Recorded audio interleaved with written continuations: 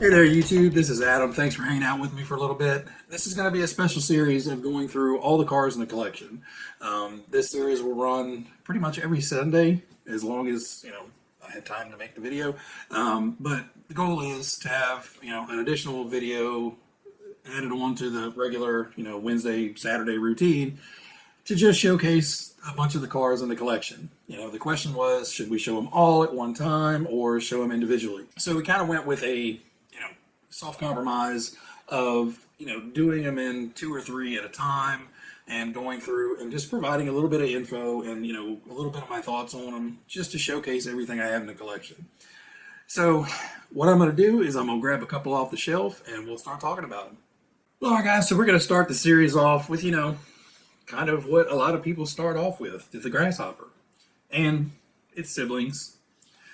So the Grasshopper, to me, is one of the most iconic Tamiya cars ever made. There's probably, a top 10 of most iconic, recognizable cars that Tamiya has made, and the Grasshopper has to be up there in that top 10. Anybody my age, if you say remote control and ask somebody to pick one out of a lineup, it's probably going to be something like this. There's the Clodbuster and all those other ones too, but, for me, the Grasshopper just screams, Tamiya's origins. So many people had them. They were so affordable, and they're just tough. It's hard to clobber. So this one is my Grasshopper, and it's bone stock. It still has the small 380 motor in it. It has a Tamiya speed control. I think the only thing different is there's some stickers on his helmet that were actually little cutoffs of these, because this one I think had the pre-cut stickers on it, and they were just some little color I added to his helmet. But overall, this one is bone stock. It's been run a few times. There's some dirt on the tires, but the problem is this has a name for a reason, and it hops, and that's about all it really does well. Now, I'm not bashing it, and you can upgrade shocks and make things a whole lot better. The tires, they're super stiff, and I think, it's not a compound issue. I think it's just with these ridged paddles on here, it just makes the tire so much firmer because you have all that extra rubber going across it. So it rides like it has no suspension at all almost. It just, but that is also part of the charm of it. An upgrade from this is the Grasshopper 2. Now, specifically the black edition, because you get the oil-filled shocks on it, and that does help, take out some of that. The great thing with the Grasshopper 2 edition is it comes with the spiked rear tires, which offer a lot better traction and are a lot squishier overall than these. Plus, you get bigger front tires as well, so you get a little bit more ground clearance out of it. But, all in all, kind of same, except for the oil-filled shocks on this guy. Performance-wise, they still, it's still a hopper. The rear end still wants to hop around. But this one does have a 540 Sport Tune motor in it, so it does go a little bit significantly faster than this guy. But, you're able to do that with the oil-filled shocks on this one. So this one has seen quite a bit of abuse, and it does have a broken body mount in the rear. Basically, the body post is part of the chassis, and I just have not felt like replacing the whole chassis on this to get that fixed. So right now we're running it with kind of a somewhat floppy body.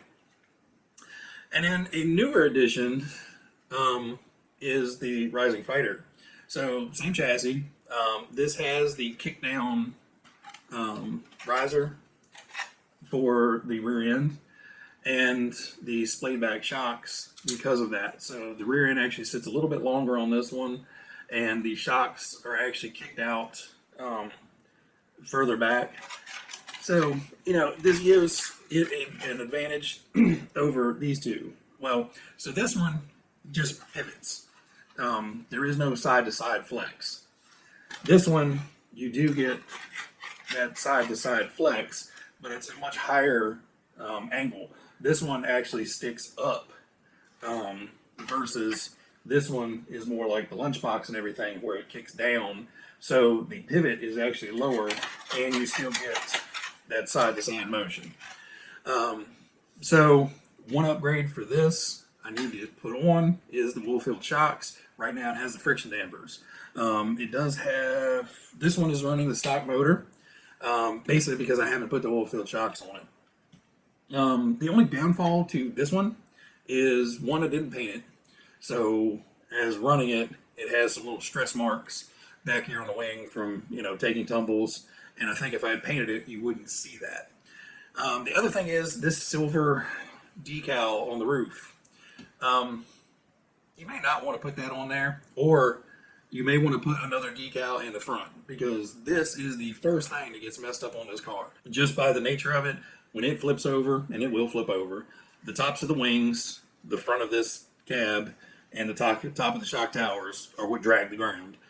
And I think it took me about 20 minutes total runtime before I put some nice scratches in this silver sticker.